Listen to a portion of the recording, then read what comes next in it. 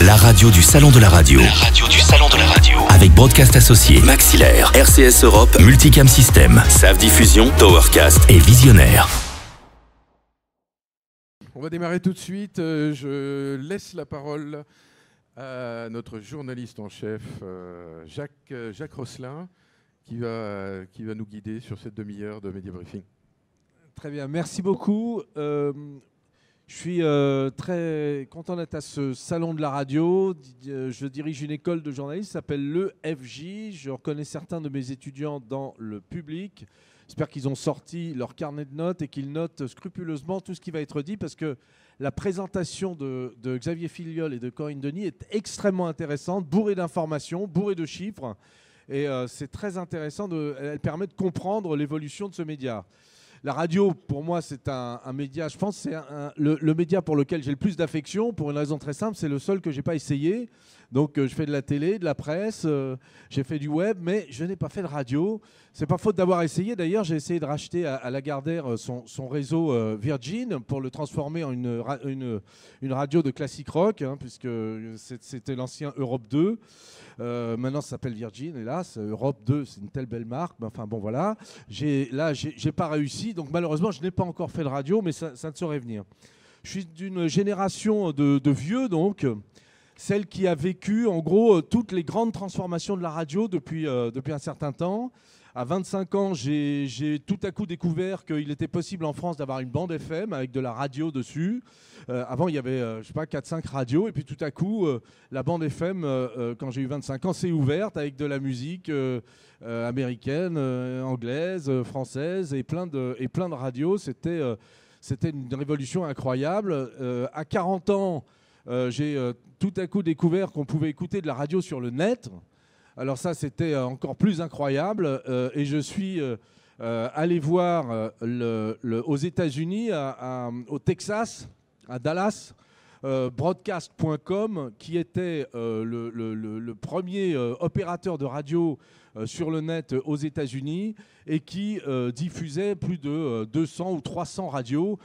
Et dans un immense hangar, comme ici un peu, il y avait plein de décodeurs qui transformaient un signal radiophonique en un signal Internet grâce à un logiciel qui s'appelait Real Audio à l'époque, je ne sais pas si vous vous souvenez, et qui était produit par Real Networks. Et ensuite, après, il y a eu la télé sur le net, mais ça, c'est une autre histoire. Et puis, à 50 ans, découverte de toutes ces radios en streaming et des services musicaux en streaming, les iPods, les iPhones, les smartphones, et la possibilité d'entendre de la musique et de la radio, de l'audio sur son smartphone de manière personnalisée. Et là encore, bon, ça, là, j'avais 50 ans à ce moment-là, troisième révolution incroyable. Donc ces trois révolutions montrent à quel point les choses vont extrêmement vite et que les usages des auditeurs changent très très vite.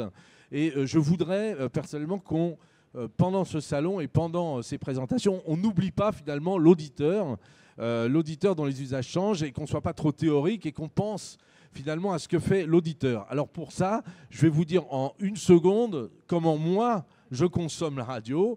Donc je continue à consommer de la radio classique, puisque le matin je consomme une matinale sans publicité, parce que je ne supporte pas la publicité à la radio, mais ça c'est un autre problème. Et puis le reste du temps, la musique, je la consomme sur un service payant. Donc je suis parmi les 6% de gens qui consomment du streaming payant. Et c'est là, désormais, comme ça que je consomme de la musique, et plus finalement sur des radios musicales. Ce qui me fait dire personnellement que l'avenir de la radio, c'est l'info. Parce que je pense que c'est le secteur et le segment sur lequel elle est totalement imbattable. Autant sur la musique, vous pouvez avoir des services de streaming, etc., qui jouent aux radios, qui font comme si elles étaient des radios, même si elles n'ont pas de DJ, d'animateur, etc. Autant sur l'info, c'est très compliqué de remplacer la radio par un service iTunes, Deezer ou autre. Voilà, l'avenir de la radio, c'est l'info. Je laisse ça, je jette ça sur la table et je donne la parole à l'excellent Xavier Filiol, qui a fait là une présentation mais passionnante sur ce qu'est la radio numérique aujourd'hui. Xavier, à toi. Merci Jacques. Écoute, je ne sais pas quel est l'avenir de la radio, mais il y a 2-3 chiffres qui peuvent nous indiquer, nous donner quelques tendances. Alors, la présentation est une première partie. Normalement, on la voit, oui, on la voit. On la voit. Donc la première partie est vraiment consacrée à la radio, la deuxième partie à l'audio digital. Je fais ce travail pour des questions un peu de sémantique, parce qu'on mélange souvent les termes web radio, radio en ligne, podcast, etc. Donc radio dans un premier temps. Donc la radio dans un premier temps, c'est 79,5%, c'est 43 millions d'auditeurs tous les jours. Tous les jours. Donc c'est absolument considérable. C'est-à-dire que ceux qui anticipent la fin de la radio ont encore un peu de temps devant eux. Parce qu'effectivement, cette érosion de la radio dont on parle, j'ai mis les chiffres depuis 2013. Alors, c'est touffu, mais j'ai voulu prendre exactement la copie de l'audience de la radio de Médiamétrie, donc ce qu'on appelle la 126 000 radios, qui est le thermomètre de la radio. Et donc, on était en 2013 sur les mêmes vagues, à 82,5%. On est à 79,4%. Donc, je pense qu'on peut parler d'érosion, mais elle est absolument relative. Surtout que les 82%, c'était sur une population française qui était inférieure.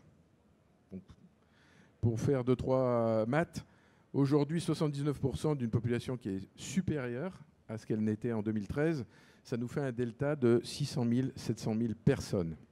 Tu peux revenir une seconde à la précédente que tu as passée très vite. Parce qu'on remarque là qu'il y a sur les motivations d'écoute de la radio, celle qui me surprend le plus, c'est la météo. Aujourd'hui, tout le monde a un smartphone et il y a des gens qui continuent à écouter la radio pour avoir la météo. Bon, c'est un mystère. En revanche, musique et info, on voit que c'est les deux motivations principales.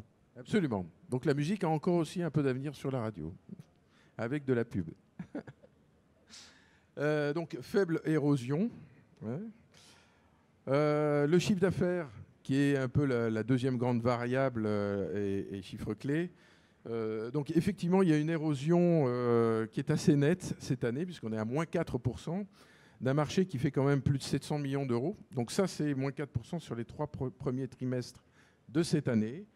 Et en lissé sur plusieurs années, on est à moins 0,8, moins 1,3. Je pense que nos amis de la presse sont un peu jaloux parce qu'ils sont plutôt à moins 6 ou moins 7%. La presse est en dessous. C'est la dernière ligne. Donc effectivement, même la télévision est en dessous. Donc on peut parler d'une érosion aussi du chiffre d'affaires. Moins 4%, ça peut nous alerter sur cette année, puisque c'est une érosion qui s'accélère un petit peu. Donc est-ce que c'est un faux pas? Est-ce que c'est une tendance lourde? On va le voir par la suite, mais je pense qu'il y a aussi 2-3 bonnes surprises pour la radio. C'est bon? Je passe? Donc, qu'est-ce que l'audio digital? Donc, l'audio digital, c'est finalement une grande famille d'activités en ligne, donc, qui a démarré par la radio en ligne. À partir du moment où on a numérisé et diffusé simultanément et intégralement la radio, on a eu donc des audiences en ligne, des auditeurs en ligne. C'est ce qu'on appelle aussi le simulcast. Ensuite, il y a les web radios. Donc, souvent, on fait la confusion, mais les web radios, ce sont uniquement les radios disponibles sur Internet, mais qui sont de la radio, c'est-à-dire que tout le monde écoute la même chose au même moment. C'est sa grande spécificité. Donc on ne peut pas switcher d'un titre à l'autre, on ne peut pas se balader dans la programmation. Tout le monde écoute la même chose au même moment. Donc ça souscrit absolument à la définition de la radio, la loi de 86. Les services de streaming, Deezer, Spotify et les autres. Les fameuses smart radios dont tu parlais, qui sont celles où on peut se balader et naviguer finalement dans une playlist, c'est-à-dire passer au titre suivant s'il ne vous plaît pas. Mais ça, ce n'est pas de la radio. Ce sont des playlists personnalisables, donc c'est un autre service. Et les podcasts, bien sûr, où on fait la différence entre les podcasts des radios, des stations, c'est-à-dire une émission qu'on peut réécouter, soit en la téléchargeant en mode podcast pur, en podcasting, soit en l'écoutant en replay, donc en écoute différée. Et il y a une nouvelle catégorie de podcasts qui sont les podcasts natifs, qui sont des podcasts faits uniquement sur Internet, donc qui sont un peu les web radios du podcast. Ce sont des programmes qui ne sont disponibles que sur Internet. Donc voilà, donc c'est un peu fastidieux, mais je pense que ça permet d'avoir quand même le périmètre. Et ce périmètre, aujourd'hui, pèse 57% des internautes tous les mois. Donc ça fait 26,6 millions de visiteurs uniques par mois. C'est absolument considérable. c'est supérieur à beaucoup d'éditeurs et beaucoup d'autres secteurs d'activité en ligne. Et on voit que les plus jeunes générations, évidemment, ont un attrait pour l'audio digital plutôt mobile, puisqu'on est à 84% sur le mobile pour les 15-24. Alors, deuxième chiffre, donc on n'a pas le chiffre d'affaires comme pour la radio encore en place, mais on a demandé à Kantar Media d'installer en fait une pige publicitaire, donc c'est le baromètre publicitaire, depuis 4 ans, à l'occasion des rencontres Radio 2.0. Et donc, ça nous permet de suivre en fait l'évolution du marché et de savoir si ça intéresse finalement les annonceurs, tous ces inventaires, tous ces 26 millions de personnes.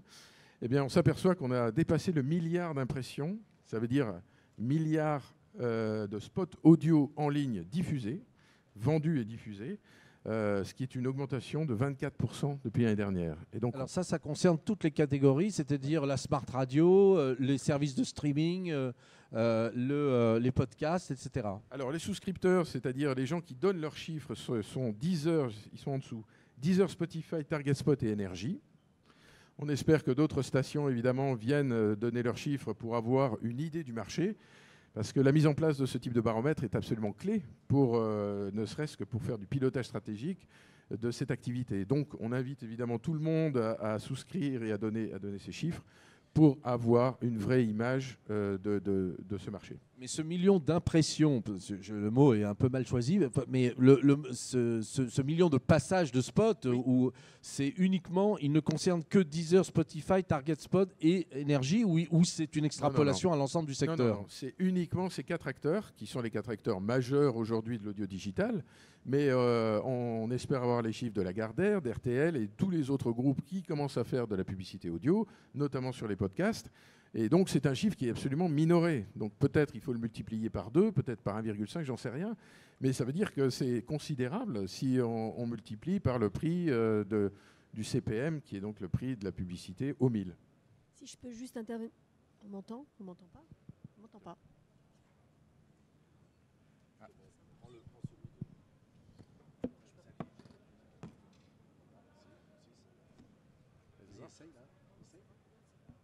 C'est bon. C'est bon. Pardon. Si je peux juste intervenir sur ce baromètre, juste pour dire que quand on a un périmètre un peu réduit comme ça, ce qui est intéressant, c'est le pourcentage de progression. Les baromètres nous servent, même si on n'a pas, le million ne veut pas dire grand-chose par rapport au marché, ce qui est important, c'est de savoir que ça a progressé de 24% sur un périmètre stable d'une année sur l'autre. Absolument. Je n'ai pas remis la progression des années précédentes, mais on est entre 30 et 50% année après année. Donc c'est vrai qu'on partait de bas, mais maintenant ça fait 4 ans et 5 ans même que ce marché existe, se développe. Et donc ce qui nous donne aussi un autre aperçu de l'intérêt de ce média, c'est le nombre d'annonceurs qui se lancent, qui achètent des campagnes audio. Et non seulement ils achètent, mais ils en rachètent. Donc on a quasiment doublé depuis 2013, c'est 214 annonceurs qui ont pris au minimum une campagne. Ce qui explique peut-être la baisse du chiffre d'affaires publicitaire des radios classiques. Alors, si c'est le cas, effectivement, ça veut dire qu'on a réussi notre transfert finalement vers le digital, c'est-à-dire que par les vases communicants, on a réussi finalement à retrouver nos annonceurs sur le digital s'ils sont moins intéressés sur le média traditionnel. Juste là-dessus, je voulais juste vous donner un chiffre. Le média digital, donc là, tout confondu, tout ce qui est numérique, ça représente en France 3,5 milliards d'investissements publicitaires en 2016. C'est passé premier devant tous les autres médias. Ça a commencé par grignoter l'affichage, le cinéma, la presse, la radio et la télé. Et sur ces 3,5 milliards d'investissements publicitaires sur le digital, 2,4 sont des investissements qui ont été faits par des publicitaires sur Facebook et Google. Donc effectivement, le digital a de beaux jours devant lui, mais il y a de nouveaux concurrents qui se sont installés sur ce marché et qui fait que les médias traditionnels doivent chaque jour davantage se positionner, se battre et être conscients de l'importance pour eux de se positionner sur ce marché. Plus que des concurrents, ce sont des acteurs dominants en réalité. Alors dominants, je laisserai à l'autorité de la concurrence le soin de l'écrire. Ils ne sont pas dominants parce qu'ils sont sur plusieurs marchés. Ils sont sur le search, ils sont sur le display, ils sont sur la vidéo. Ils vont arriver sur l'audio. C'est d'ailleurs peut-être un des sujets dont Xavier parlera plus tard. Oui, ils sont très puissants en tous les cas. Ils sont très puissants, ils font 2/3 donc, du chiffre d'affaires publicitaire actuellement en France, du numérique. Alors, ils sont un peu moins sur sur notre périmètre, donc c'est peut-être une chance pour nous, une opportunité de préempter ce marché, parce qu'effectivement, ce volume d'impression servi, c'est un peu une goutte d'eau par rapport à la capacité, la puissance de feu en fait, du nombre d'impressions qu'on sert. Donc si ça représente 1% qui est vendu ou 2%, ça veut dire qu'il y a encore que 98% à vendre. Alors, j'ai quelques chiffres un peu plus précis dans chacune des familles de l'audio digital. Ça vous donne aussi des tendances.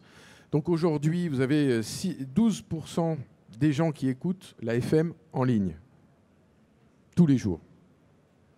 6,7 millions. C'est-à-dire qu'au lieu d'allumer leur poste de radio dans la salle de bain ou dans la cuisine, moi c'est dans la cuisine personnellement, ils prennent leur téléphone et ils l'installent comme ça, ils mettent le haut-parleur et ils envoient l'AFM. L'AFM, c'est chez eux. D'accord. Non, c'est aussi au bureau, c'est dans tous les espaces connectés et effectivement, c'est une progression de 10% par rapport à l'année dernière. Et donc c'est très encourageant. Alors il y a 6% des gens qui font les deux, c'est-à-dire qu'ils sont en voiture, ils écoutent sur leur poste FM et ensuite ils switchent sur un poste numérique. Donc plus 10%. Et après dans la répartition, vous voyez que le mobile est quand même assez important, c'est 3,4 millions. Donc le premier écran devant l'ordinateur et la télévision. Parce qu'en fait la télévision reste, et notamment la télévision connectée, est un très bon vecteur pour recevoir la radio en ligne. La web radio, donc, qui est une autre activité de l'audio digital. Donc là, je vous présente les chiffres de l'OJD qui certifient en fait du trafic. Donc ce n'est pas tout à fait les mêmes paramètres. Le trafic, c'est le nombre de fois qu'on va lancer un player, donc le nombre d'écoutes. Alors, précision, tous les groupes radio ne sont pas souscripteurs de cette étude, donc n'apparaissent pas dans les chiffres. Mais ce qui m'intéressait, c'était de vous présenter les web radios. Et donc, on ne peut pas parler d'audience, mais plutôt de trafic. Et donc, dans le top 20 du trafic, vous avez 4 web radios qui sont des web radios natives, c'est-à-dire qui n'émettent que sur Internet et qui ne sont pas affiliés à un groupe média traditionnel. Dont Radio Meux. Donc. Alors moi, Radio Meux, je ne connais pas. Est-ce que peut-être... Alors, Radio Meux, c'est un concept.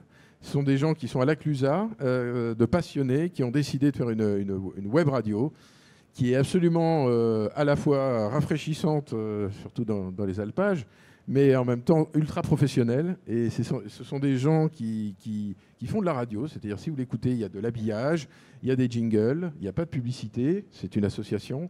Mais par contre, ils ont visé dans le mille, en tout cas pour les internautes, puisqu'en 12e position devant Nova et Move, je pense que c'est remarquable.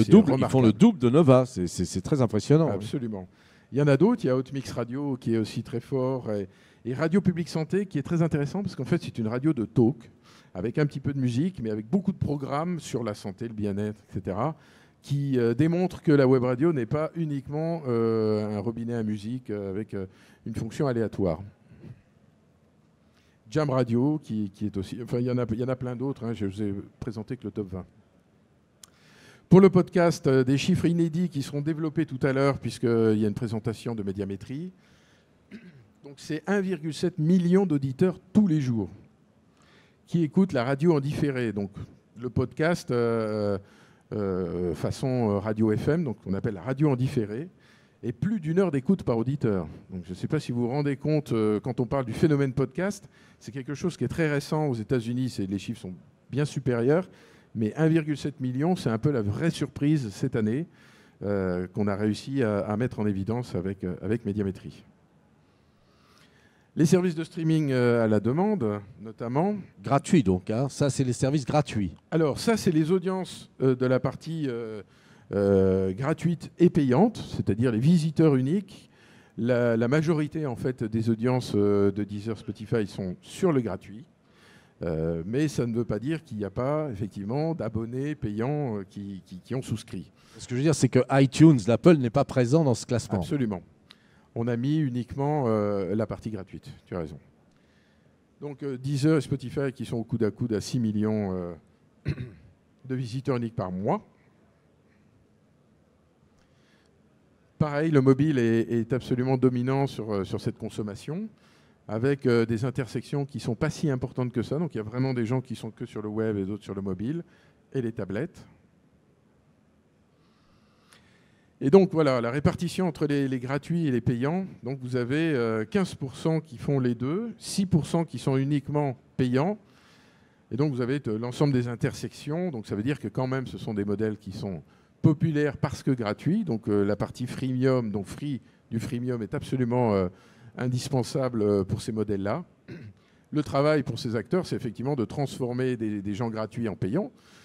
Pour un modèle qui est certainement plus rémunérateur, mais qui aussi propose des modèles publicitaires et donc qui exploite publicitairement la partie gratuite. Est-ce que les gens écoutent la musique sur YouTube au bureau ? Alors oui, là on a vraiment fait que l'écoute audio. Donc pour être tout à fait franc, YouTube est la première plateforme de streaming de musique. Mais c'est de la vidéo. Oui, mais et donc c'est quand même paradoxal qu'elle n'apparaisse pas là. C'est vrai que les gens utilisent YouTube beaucoup pour l'audio. Oui, tout à fait. Je pense qu'on pourra soumettre l'idée à Médiamétrie, mais ils auraient, je pense, tout à fait leur place ici, bien sûr. Les sujets réglementaires. Donc voilà pour les chiffres. Donc c'est pas toujours les mêmes variables, les mêmes paramètres, mais ça vous donne quand même une idée de ce qu'on arrive à traquer, c'est-à-dire à avoir comme vision du marché. Nous, ce qui nous intéresse aussi au sein du GEST, puisque Corinne Denis donc, est vice-présidente du GEST, le groupement des éditeurs de services en ligne, qui est une association professionnelle qui regroupe l'ensemble des acteurs de la presse en ligne, des télés et de la radio et des pure players. Donc il y a plus de 120 membres et ça existe depuis plus de 35 ans. Voilà. C'était pas digital avant, c'était Minitel. C'est d'où le T de GEST qui veut dire télématique. Voilà, comme ça, vous le saurez. On l'a gardé. Le GEST a réussi son pivot. C'est ça, on Il est espère. devenu numérique. Donc je vais te laisser la parole parce qu'effectivement, le GEST donc, travaille à regrouper tous les acteurs, de travailler avec Médiamétrie, parce qu'il y a beaucoup d'études qui sont faites en partenariat avec le GEST, mais également sur les sujets réglementaires, aussi bien en France qu'à l'étranger, pour justement défendre on va dire, l'environnement réglementaire de ce secteur et pas seulement de l'audio digital, bien sûr. Allons-y. Donc je vais peut-être faire court parce que je pense que je ne vais pas vous assommer avec ces sujets, mais il faut que vous sachiez que, alors au sein du GEST, donc ce qu'a dit Xavier, qui d'ailleurs préside la commission audio-digitale du GEST, le GEST travaille par commission. Donc le GEST regroupe tous les acteurs médias de contenu et de services, quelle que soit l'origine des acteurs, donc pure player, télé, radio et presse. Donc on a des sujets en commun. Ces sujets en commun sont largement réglementaires. On a eu un sujet en commun qui est le règlement général de la protection des données. Donc vous n'ignorez pas qu'il rentre en application en mai 2018 en France, qui donc fait qu'on a regroupé avec la CNIL, on travaille beaucoup avec la CNIL sur ces sujets, tout ce qui est DPO et bonnes pratiques médias pour les médias. Et on travaille là-dessus activement avec la CNIL.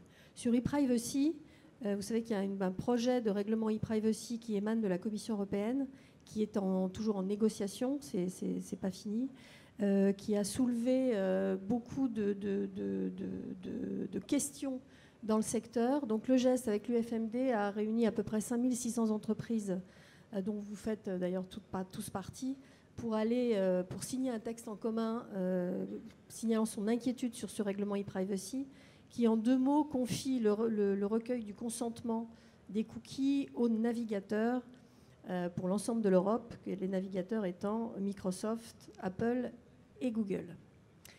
Ce qui est donc un sujet important de politique européenne. Voilà. Et puis évidemment, pour le secteur particulier de l'audio digital, il y a toute la négociation sur les services de médias audiovisuels. Donc le SMA, je ne vais peut-être pas vous en dire, c'est en cours. Le GEST a fait partie de ces négociations. Absolument. Un sujet plus local. Donc effectivement, la licence légale, donc depuis la dernière loi, la LCAP, la web radio dont on a parlé tout à l'heure, rentre dans le champ de la licence légale, c'est-à-dire à l'égal des FM, le principe des droits voisins donc, est réglé par cette licence. Et donc, alors qu'est-ce que ça veut dire ? Parce que là, pour ceux qui en une phrase, donc la licence légale et les droits voisins, vite fait. Contrairement à Deezer et Spotify, la FM n'a pas besoin d'aller négocier des droits avec les producteurs de musique. C'est-à-dire que la loi leur donne l'autorisation de le faire. En contrepartie, ils doivent payer un pourcentage de leur chiffre d'affaires. À la SACEM. Non, à l'ASPRE. À l'ASPRE. C'est du droit voisin. Donc ce système est pratique parce que finalement, vous avez une autorisation de fait, de facto, de pouvoir diffuser de la musique directement. Ça vous oblige quand même d'avoir un contrat avec la SACEM, mais la licence légale, c'est que pour les producteurs et les artistes. La web radio, jusqu'à présent, n'était pas considérée comme une radio juridiquement, et donc était exclue de ce système de licence légale. Donc, du coup, devait négocier avec les producteurs. Donc, depuis 14 ans, on travaille à faire la démonstration que la web radio est de la radio. Et donc, la loi et le gouvernement précédent et la précédente législature des députés et des sénateurs ont voté cette extension et donc à intégrer la web radio au champ de la radio. Il faut toujours le temps que la politique prenne en compte les usages. Absolument. Ce qui nous amène au Code des usages, qui est aussi un grand chantier, puisque depuis les accords Schwartz de 2015, on discute avec le gouvernement pour créer un code des usages qui nous permet justement d'encadrer les négociations. Alors, au-delà de la web radio, justement, pour les acteurs du streaming, d'avoir des accords qui soient fairs, entre guillemets, avec les producteurs, ce qui n'est pas toujours le cas. Les innovations, évidemment, on ne peut pas passer sous silence, c'est le cas de le dire, les assistants vocaux. Et je pense que c'est une réelle opportunité et une certaine ironie par rapport aux acteurs du web qui, jusqu'à présent, nous disaient de faire de la vidéo. Donc finalement, tout le monde veut faire de l'audio, que ce soit la presse, que ce soit les télés. Et donc, on a une fenêtre d'opportunité, nous, soi-disant professionnels de l'audio, de pouvoir peut-être tirer notre épingle du jeu. Les objets connectés, donc je vous ai mis un frigo connecté, mais quand on sait le pourcentage des gens qui écoutent la radio dans leur cuisine, c'est peut-être pas une idée totalement saugrenue de pouvoir écouter la radio sur ce nouveau type d'écran. Le son binaural. Alors, je ne sais pas si vous êtes passé à côté du phénomène ASMR, mais c'est du son en fait en 3D que vous écoutez au casque. Et donc, il y a tout un phénomène sur YouTube de gens, de YouTubeurs qui font des vidéos où on va gratouiller le micro pour vous donner des sensations, on va vous chuchoter au creux de l'oreille, partout dans votre tête puisque c'est en 3D. Et donc, il y a un pan entier de nouveaux acteurs en fait, qui sont en train de se développer.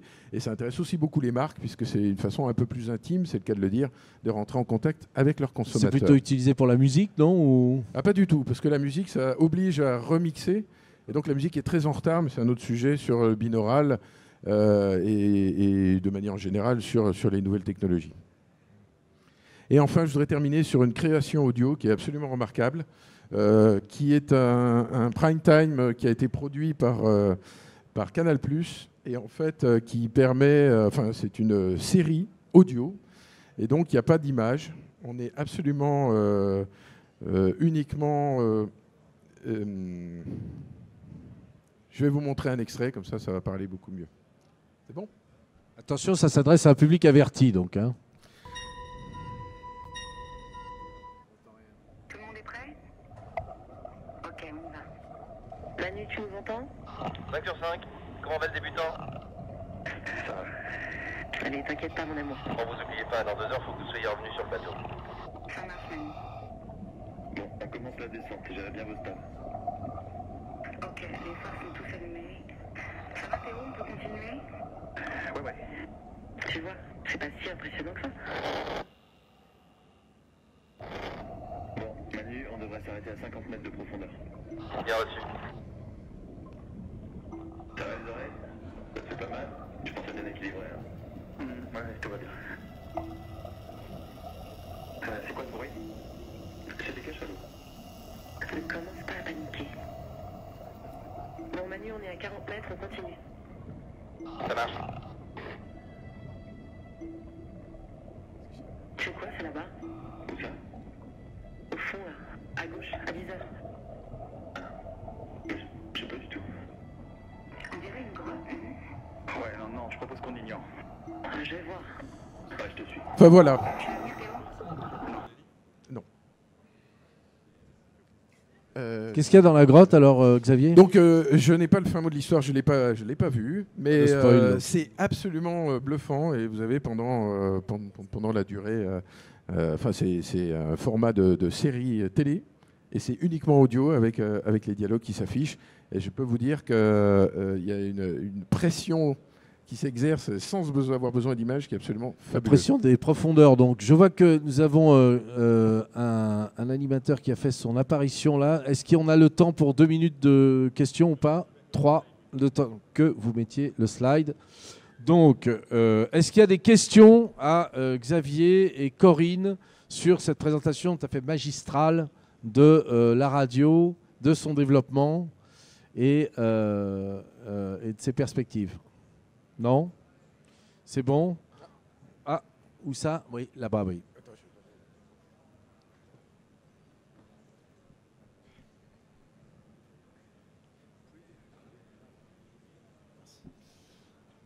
Est-ce que vous pensez que les vidéos ASMR et toutes les choses que vous avez montrées en dernier ont vraiment eu un avenir dans la radio Alors, l'ASMR, oui, je pense que oui, parce que... Alors, l'ASMR, vous rappelez encore 2 minutes? L'ASMR, c'est du son 3D et une façon de communiquer en chuchotant et en étant très proche dans la sphère intime audio, en fait, des usagers. Donc, oui, je pense que des grandes voix de radio... je pense qu'il y a des gens qui écrivent la radio et qui peuvent tout à fait se saisir et qui peuvent tout à fait développer des podcasts qu'on appelle natifs, donc qui seraient uniquement sur le net, sur cette thématique. Je pense qu'on a un rapport qui est vraiment très intéressant à développer, qu'on n'a pas du tout en fait en radio. Et à la grande différence en fait de la radio FM qu'on écoute sur un poste, 65% des gens écoutent l'audio digital au casque. Sur le net, 65%. Donc toutes les expériences en 3D qu'on a sur un casque normal, c'est ça le binaural, c'est de faire tenir du 3D dans un casque normal. 65% des 6 millions tous les jours, ça fait un public. Alors moi j'ai juste une question sur l'argent.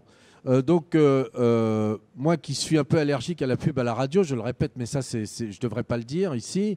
Mais je le dis quand même, est-ce qu'il y a un modèle économique pour les web radios ou pour la radio ou pour les podcasts en payant, comme on constate ça dans l'information, où il y a des gens qui s'abonnent ou qui achètent de l'information en ligne? Est-ce que la radio va évoluer vers un modèle payant comme... on ne dirait pas, parce qu'avec 6% des gens, finalement, 6% des gens qui sont sur le streaming gratuit... Non, 6% sur le streaming musical, il y a 6% simplement des gens qui font du streaming payant. Bon, alors est-ce que sur la radio, on peut évoluer vers un système payant, sans pub ou avec option? Si vous avez la pub, c'est gratuit. Si vous n'avez pas de pub, c'est payant. En fait, il y a 3 modèles. Il y a effectivement la publicité, mais qui est plus sur un mass média, enfin une logique de mass média, donc il faut de l'audience. Après, il y a les modèles de souscription, ce que fait Boxon, par exemple, pour les podcasts, et notamment les podcasts natifs. Et après, il y a des modèles de souscription où, en fait, vous donnez de l'argent, un petit peu à l'américaine, pour financer des programmes. Radio Meux, par exemple? Non, Radio Meux, c'est plutôt du sponsoring, donc encore autre chose, parce qu'ils font un festival, ils font beaucoup d'activités, donc ils ont des sponsors un peu à l'année qui les soutiennent financièrement. Mais ils sont en train de réfléchir. Mais le modèle dominant reste le modèle ancien, finalement, celui de la publicité. Oui, mais ça veut dire une mesure d'audience qui permet de mesurer tout ça et finalement, dans les logiciels d'achat, d'être sous le doigt de l'acheteur radio. Corinne ? Non, je voulais juste te dire que sur les podcasts, il y a un modèle d'abonnement qui se met en place, qui est très présent aux États-Unis. Et je pense que sur le podcast, il y a plein de choses à faire en payant. Très bien, je vous remercie beaucoup de cette présentation. Est-ce que cette présentation de slide là qu'on a vue va être en ligne ou pas, va être disponible pour le public? Oui, absolument. Vous pouvez tout retrouver sur le site du salon, salondelaradio.com. Alors, sur le site du Salon de la Radio, vous pouvez retrouver tous les chiffres et toute la présentation de Xavier et de Corinne. Je vous demande de les applaudir avant d'accueillir M. Baldelli. Merci. Merci. La radio du Salon de la Radio remercie tous ses partenaires.